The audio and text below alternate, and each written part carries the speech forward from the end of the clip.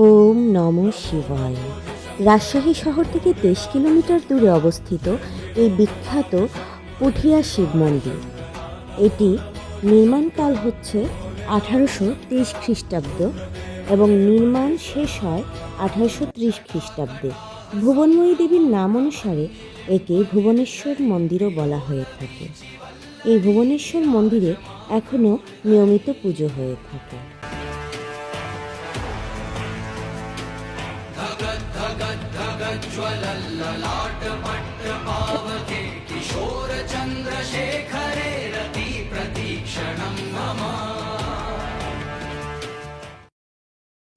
এবার আমরা এসেছি পুঠিয়া রাজবাড়িতে।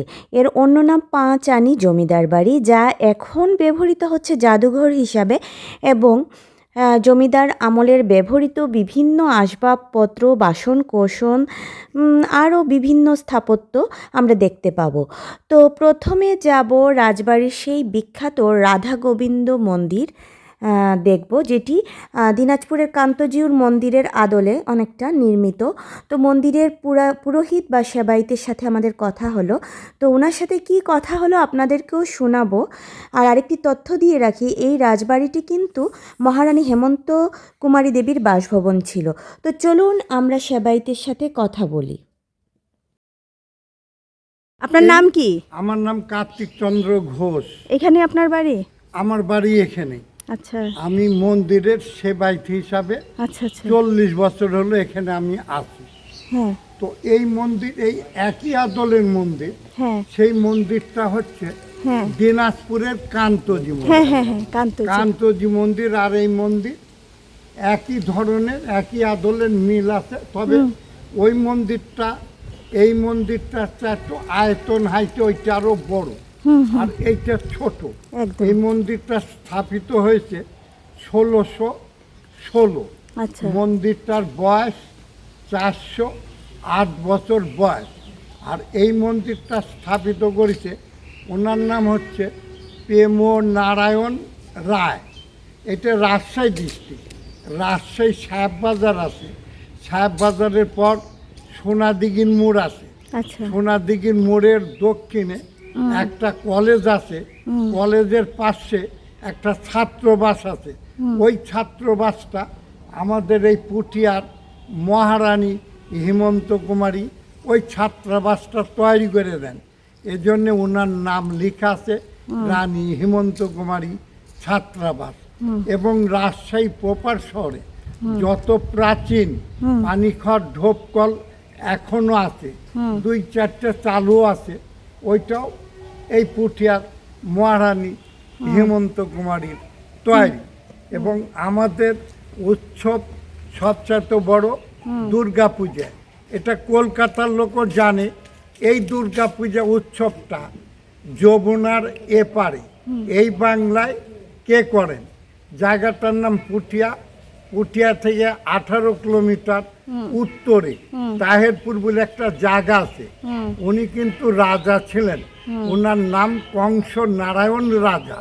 এই কংস নারায়ণ রাজা সর্বপ্রথম এই বাংলায় দুর্গা পূজাটা উনি করেন। এজন্য ১৯ সালে তাহেরপুরের এমপি সাহেব, ওনার নাম এনামুল হক সাহেব। এনামুল হক সাহেব ইন্ডিয়া কলকাতা থেকে ব্রঞ্চেরপুরে দুর্গা কিনে নিয়ে এসে রাজা কংস নারায়ণের নামে ঘর দরজা করে স্থাপিত করে দিয়েছেন। আচ্ছা আচ্ছা, অনেক ধন্যবাদ। আপনি পূজা করেন না? আমি সেবায়েত হিসাবে মন্দিরেই থাকি। মন্দিরেই আমি থাকেন? ৪০ বছর হলো। আপনার বয়স কত হবে? আমার ৮৪ বছর। ৮৪ বছর। পরিবারে কে আছেন? না, পরিবার চলে গেছে একবার। আপনি একাই আছেন? হ্যাঁ, আমি এখানে থাকি। আচ্ছা।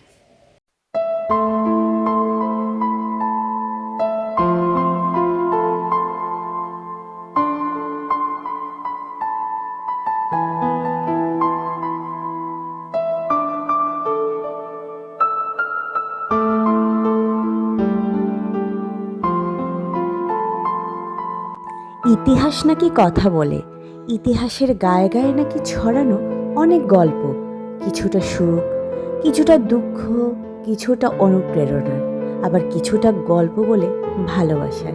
আমি জানি না, হয়তো দেয়ালের ভাঁজে, ইটের চাদরে অনেক গল্প এখানে লুকানো।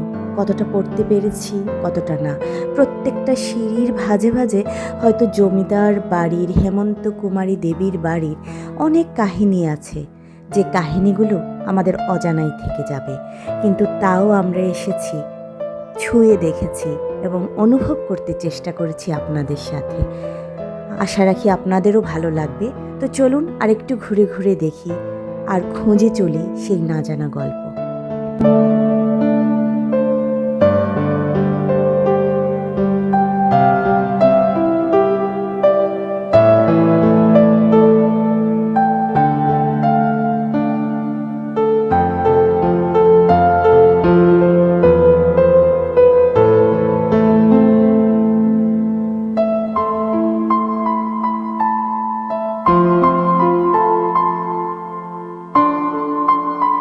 ওই যে দেখা যাচ্ছে জেলখানা। তারপর আমরা যাব রানীর মহল, রানীর ঘাটে। এটা চারিদিকটাই রানীর মহল, আর ওইদিকে রানীর ঘাট। বাগানটা পেরিয়ে আমি আপনাদেরকে দেখাবো। রানীর ঘাটে নিশ্চয়ই রানী পুষ্প সজ্জিত হয়ে সুন্দর করে সুগন্ধি দিয়ে শত শত দাসী নিয়ে স্নান করতেন। আমার কল্পনার অনুভব তাই বলে।